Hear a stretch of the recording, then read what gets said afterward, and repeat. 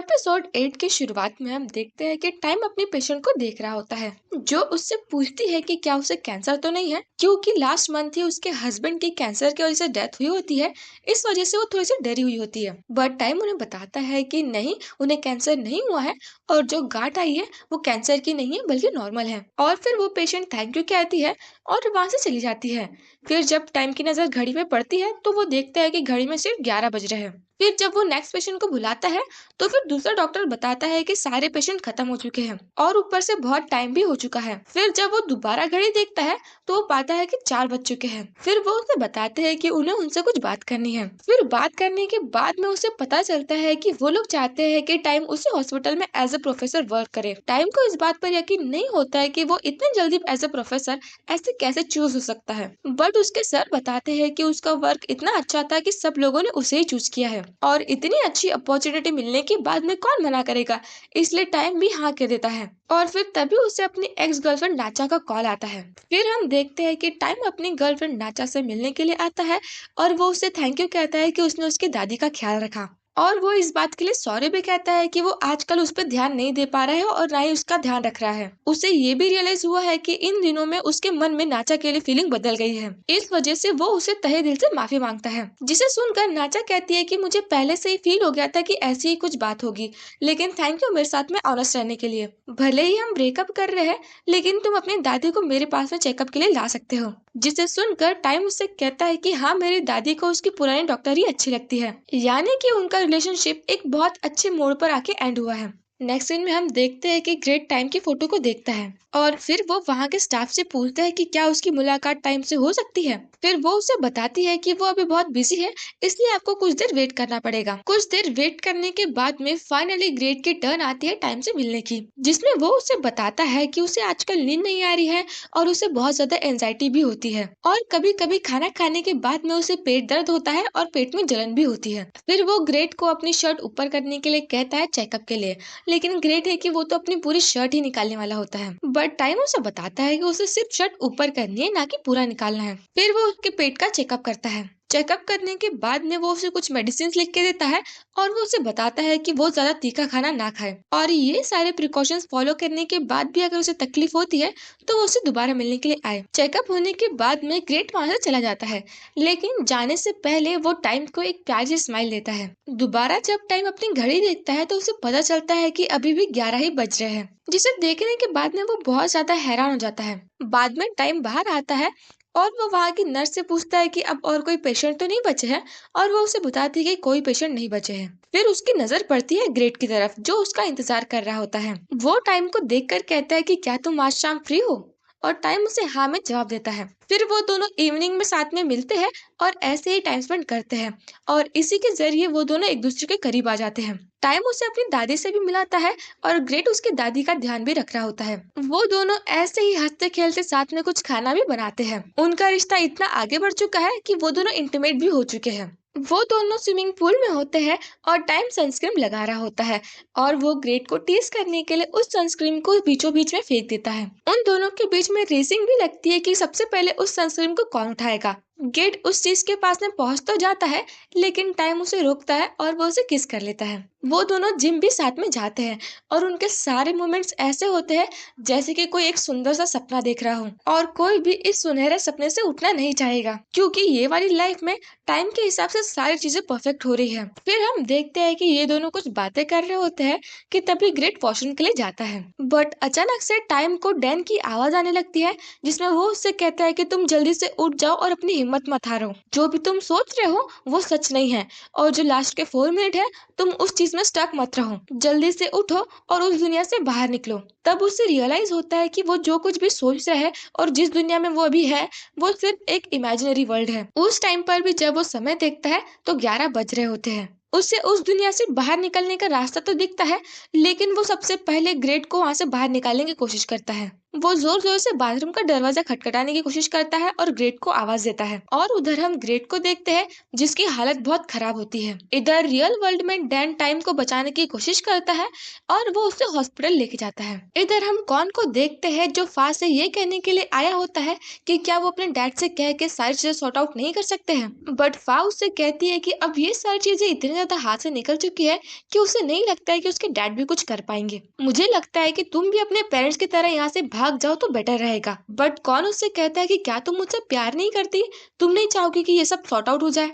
But पाउ से कहती है कि क्या तुम मुझसे प्यार करते हो, और इस पॉइंट पे जैसे तुम्हारी सिचुएशन है उस हिसाब से तो तुम मेरे किसी काम के नहीं हो, इसलिए अगर तुम मुझसे अलग रहो तो ही बेटर रहेगा, इसलिए तुम अभी यहाँ से चले जाओ। यानी कि एंड टाइम पे मिस फा ने भी कॉन को धोखा दे दी। फिर हम नेक्स्ट सीन में देखते हैं कि कॉन उसके फाइनेंशियल डिपार्टमेंट में आया होता है उस डॉक्यूमेंट को ढूंढने के लिए, पर वहां पर उसे एक फोन मिलता है जिस फोन में से वो किसी को कॉल लगाता है और वो उस लड़की को बताता है कि उसे पता है कि उसके पापा का खून किसने किया था। वही दूसरी तरफ हम विन को देखते हैं जो अपने पुलिस डिपार्टमेंट के साथ में होता है, जहाँ पे वो उन लोगों को बता रहा होता है कि टोंकला डॉम का भाई है और उसी ने टाइटल को मारा होगा क्योंकि उसे पता चल गया था कि उसके भाई का खून उसी ने किया था। और ये इन्फॉर्मेशन उसे कैसे मिली इस चीज के बारे में उसे भी नहीं पता। तभी दूसरा ऑफिसर कहता है कि ये केस बहुत इंपॉर्टेंट है, इसलिए हमें जल्द से जल्द टोंकला को पकड़ना पड़ेगा। वही दूसरी तरफ हम कॉन को देखते हैं जो बहुत ज्यादा अपसेट होता है, इसलिए वो टोंकला को कॉल करने की कोशिश करता है बट उसका कॉल नहीं लगता,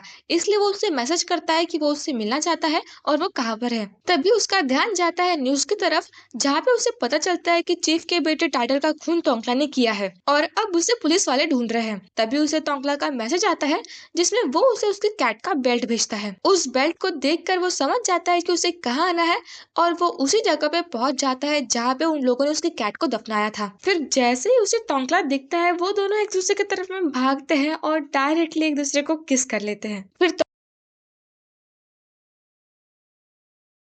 टोंकला उससे पूछता है कि क्या उसे न्यूज के बारे में पता है। फिर कौन उससे कहता है कि हाँ उसे इस बारे में पता है, उसने उसके भाई की मौत का बदला लिया ना। फिर वो उसे सॉरी कहता है कि वो उस मुश्किल टाइम में उसके साथ में नहीं था, लेकिन अब वो उसकी पूरी मदद करेगा पुलिस वाले से बचने के लिए और वो उसे कुछ नहीं होने देगा। ये कह के वो उसे सीधा हक कर लेता है। वही दूसरी तरफ हम देखते हैं कि विन को उसके ऑफिसर ने एक वीडियो दिखाया होता है जिसमें उन्हें पता चलता है कि टोंकला को भगाने में एक और आदमी का हाथ था, और उस फुटेज को देखने के बाद में उसे ध्यान में आता है कि ये आदमी और कोई नहीं बल्कि वही आदमी था जिसने उसे उस दिन देखा था। फिर वो सबसे कहता है कि जल्द से जल्द टोंकला को ढूंढा जाए और वो अपनी गन भी प्रिपेयर करता है।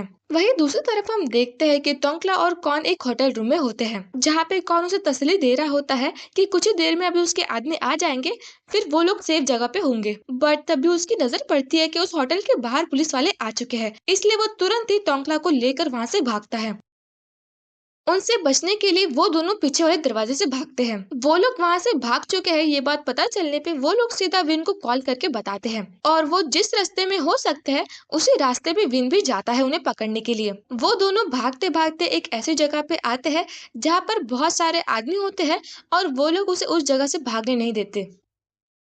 और तभी हम देखते हैं कि वहां पर इंस्पेक्टर विन आता है। वो टोंकला को अपने आप को सरेंडर करने के लिए कहता है। उससे वो ये भी कहता है कि उसे ऐसा नहीं करना चाहिए था, बल्कि वो तो उसकी मदद कर रहा था, लेकिन फिर भी उसने ऐसा क्यों किया। टोंकला उससे कहता है कि विन ने उसका प्रॉमिस नहीं रखा उसके भाई के कातिलों को ढूंढने में, इसलिए उसे ये कदम उठाना पड़ा और उसने विन से ज्यादा जल्दी ये काम निपटा लिया। उसने उसके भाई के दोनों कातिलों को खुद ही मार दिया, जिसे सुनने के बाद में कौन कहता है कि दो कातिल। फिर टोंकला उसे बताता है कि वो जो दूसरा कातिल था वो और कोई नहीं बल्कि उसका भाई ग्रेट था। उसी ने उसके भाई के ऊपर गोली चलाई और यहाँ तक कि उसने विन के साथ में मिलकर उस पर चीट भी किया। ये सुनकर कौन जोर जोर से हंसने लगता है और हम समझ पाते हैं कि उसे इस बात का कितना बुरा लग रहा है। वो विन पर गोली चलाने वाला होता है क्योंकि उसने विन के साथ में मिलकर ही उस पर चीट किया था। इससे पहले कि कौन गोली चलाए अपने प्रोटेक्शन में गोली चलाता है विन, और कौन को बचाने के चक्कर में वो गोली लग जाती है सीधा टोंकला को। ये देखकर कौन बहुत टूट जाता है और वो कैसे भी करके टोंकला को बचाने की कोशिश करता है, लेकिन टोंकला अब मर चुका है। विन को भी टोंकला को ऐसे मरा हुआ देखकर बुरा फील हो रहा होता है। कौन पूरी तरीके से टूट चुका होता है और वो टोंकला को पकड़ के फूट फूट के रोने लगता है। उसे टोंकला की मौत का सदमा बर्दाश्त नहीं होता और वो उसी गन से अपने आप को मार देता है। और फिर हम देखते हैं कि पैरेलल यूनिवर्स में या फिर यूँ कह लो कि कॉन के लास्ट के 4 मिनट्स में वो ये ड्रीम देखता है जिसमें उसने फर्स्ट टाइम तोंगला को प्रॉमिस किया था। उसी टाइम पे वो उसको साथ में भाग जाने के लिए कहता है क्योंकि वो तोंगला के साथ में जिंदगी भर रहना चाहता है। और आप लोग खुद ही इमेजिन करके सोच लीजिए कि अगर वो लोग उसी टाइम पे सच में साथ में भाग जाते तो उनकी दुनिया कितनी खूबसूरत होती। उनकी लाइफ में जो कुछ भी अब तक हुआ है, चीटिंग, मर्डर, ये सारी चीजें बिल्कुल भी नहीं होती। बट अभी रियलिटी में वो दोनों साथ में मरे हैं, तो फिर ये इमेजिन अपन कर सकते हैं कि वो दोनों दूसरी दुनिया में साथ में खुश होंगे जहाँ पर उन लोगों ने साथ में उस जगह से भागने का डिसीजन बनाया होगा। फिर हम नेक्स्ट सीन में देखते हैं कि टाइम अपनी दादी की आत्मा की शांति के लिए प्रे कर रहा होता है और वहीं पर ग्रेट अपने भाई कॉन और तोंगला के लिए प्रे कर रहा होता है। वो अपने भाई कॉन से कहता है कि वो उसकी चिंता ना करे और वो अभी जहाँ कहीं पे भी है वो अपने प्यार के साथ में खुश रहे। फिर हम नेक्स्ट सीन में देखते हैं कि ग्रेट और टाइम डॉक्टर डैन से मिलने के लिए आते हैं जिसमें ग्रेट अपने आप को इंट्रोड्यूस करता है और डैन भी अपने आप को इंट्रोड्यूस करता है जिसमें वो उसे बताता है कि उसका नाम डैन इसलिए पड़ा क्योंकि उसके पेरेंट्स चाहते थे कि वो डेंटिस्ट बने। और तभी वहां पर आती है मिस लुकवा जिसे देखकर डैन बहुत खुश होता है और साथ में वो उसे अपनी चेयर भी दे देता है। फिर वो उन लोगों को इंट्रोड्यूस करवाता है लुकवा से और बताता है कि इसका नाम लुकवा है जिसको मैं प्यार से कहता हूँ माय डार्लिंग लुकवा, यानी कि लुकवा उसकी अब गर्लफ्रेंड बन चुकी है। फिर जब ग्रेट और लुकवा एक दूसरे को देखते हैं तो वो सोचते हैं कि वो लोग पहले कहाँ मिले हैं। फिर उन दोनों को याद आता है कि वो दोनों एक दूसरे से एक एग्जीबिशन में मिले थे जहाँ पर मिस लुकवा 4 मिनट के बारे में प्रेजेंटेशन देख रही होती है और ग्रेट भी उसी जगह पर किसी से मिलने के लिए आया होता है। तभी वो गलती से उस रूम में पहुंच जाता है। उस प्रेजेंटेशन में उन्हें बताया जाता है कि 4 मिनट के लिए माइंड को ऑक्सीजन सप्लाई होता है जिसकी वजह से इंसान का दिमाग चालू रहता है। उस टाइम पे वो इंसान ज्यादातर अपनी गलतियों के बारे में सोचता है और ये भी सोचता है कि कैसे वो उन गलतियों को सुधार सकता था जिससे उनको उस 4 मिनट के लिए उनकी की हुई गलतियों को सुधारने की पावर मिल जाती है। कुछ लोग अपनी गलतियों को सुधार पाते हैं और कुछ लोग उसी दुनिया में स्टक रह जाते हैं। प्रेजेंटेशन खत्म होने के बाद में वहां पर एक लेडी आती है और वो उनसे पूछती है कि उन्हें ये प्रेजेंटेशन कैसी लगी। बट ग्रेट उन्हें बताता है कि वो एक्चुअली में गलती से इस जगह पे आ गया, अदरवाइज उसे कहीं और जाना था। फिर हमें रियलाइज होता है कि जो ग्रेट और उस लड़की को सपना आया करता था वो एक्चुअली में सपना नहीं था, हकीकत थी। वो दोनों एक्चुअली में एक दूसरे से मिले हैं। फिर हम देखते हैं कि ग्रेट अपने दोस्त टार्टल को चिल्ला रहा होता है कि वो कहाँ पर है और वो उससे मिलना चाहता है क्योंकि वो गलती से गलत एड्रेस पे आ चुका है। तभी हम देखते हैं कि मिस लुकवा भी सीढ़ियों से उतरते उतरते बेहोश हो जाती है। फिर हम प्रेजेंट में देखते हैं कि ग्रेट अपनी नॉर्मल लाइफ जी रहा है और वो एक रेस्टोरेंट में काम भी कर रहा है और उसके पेरेंट्स थाईलैंड से बाहर है पुलिस वालों से बचते हुए क्योंकि उनके इलीगल फाइनेंस डिपार्टमेंट के बारे में पुलिस को पता चल गया था जिसकी वजह से वो वापस थाईलैंड नहीं आ पा रहे हैं। ग्रेट को उसकी मॉम का कॉल आता है एक मदद के लिए। उसकी मॉम उससे कहती है कि उसे एक रास्ता मिल गया है जिसकी वजह से वो लोग बैंकॉक वापस आ सकते हैं, लेकिन उसके लिए ग्रेट को चीफ को पैसे देने पड़ेंगे ताकि उसके मॉम डैड ये केस जीत जाए और ये केस जीतने पे उन्हें उनकी सारी चीजें वापस मिल जाएगी, जिसके लिए ग्रेट हाँ कह देता है और फोन रख देता है। फिर हम नेक्स्ट सीन में देखते हैं कि ग्रेट और टाइम एक दूसरे से बात कर रहे होते हैं जिसमें वो ग्रेट से कह रहा होता है कि वो वचीरात के खिलाफ सबूत ढूंढेगा जिससे पता चल जाएगा कि उसी ने उसकी दादी का खून किया था और साथ ही में उसके पेरेंट्स के हुए खून के बारे में भी सबूत ढूंढेगा। लेकिन इस बार वो कुछ भी चीजें जल्दबाजी में नहीं करेगा और सारी चीजों को शांति से काम लेगा क्योंकि पिछली बार उसकी इम्पल्सिव डिसीजन की वजह से बहुत सारी तकलीफ हुई थी। नेक्स्ट सीन में हम देखते हैं कि ग्रेट ने उस आदमी को कैश लाकर दिया होता है जिसमें वो आदमी कहता है कि तुम्हारे पेरेंट्स बहुत अच्छे हैं अपना पैसा छुपाने में। ग्रेट उससे पूछता है कि कब तक उसके पेरेंट्स वापस आ सकते हैं। वो आदमी उसे बताता है कि वो अभी भी इस चीज पे काम कर रहा है और वो जल्द ही उसके पेरेंट्स को वापस ला लेगा। ग्रेट उस आदमी से कहता है कि वो आशा करता है कि उसके पेरेंट्स एक हफ्ते के पहले वापस आ जाए। फिर वो दोनों इस डील को फाइनल करके चले जाते हैं। फिर हम देखते हैं कि ग्रेट ने उन दोनों के बीच में हुई डील को रिकॉर्ड कर लिया है और वो रिकॉर्ड की हुई चीज किसी को देता है। फिर हम फिर से वही सीन देखते हैं जिसमें टाइम और ग्रेट बातें कर रहे होते हैं, जिसमें वो टाइम को बताता है कि वो अपने पेरेंट्स को वापस थाईलैंड नहीं लाना चाहता है क्योंकि अगर वो लोग वापस आएंगे तो फिर से वही चीजें करेंगे जो उन्हें नहीं करना चाहिए और वो ऐसा नहीं चाहता है कि उसके पेरेंट्स कुछ बुरा करे। और रही बात सारे पैसों की, वो सारे पैसे अगर पुलिस वालों के पास में ही रहे तो ज्यादा बेटर रहेगा क्योंकि उसे ऐसे इलीगल काम से कमाए हुए पैसे नहीं चाहिए। फिर टाइम उससे पूछता है कि अगर ये सारी चीजें करने से तुम्हें कुछ परेशानी हुई तो?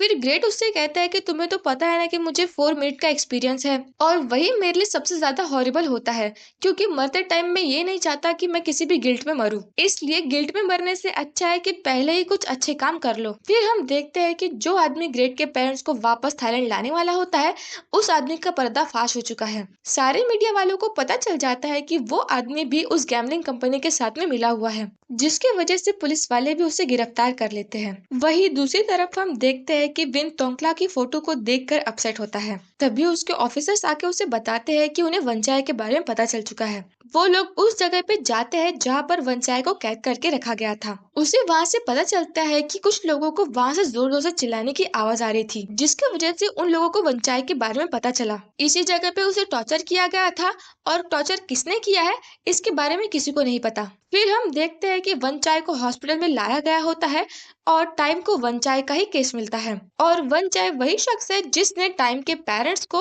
और उसकी दादी को मारा था, और उस चीज का रिवेंज लेने के लिए वो वंचाय की ऑक्सीजन पाइप निकाल देता है।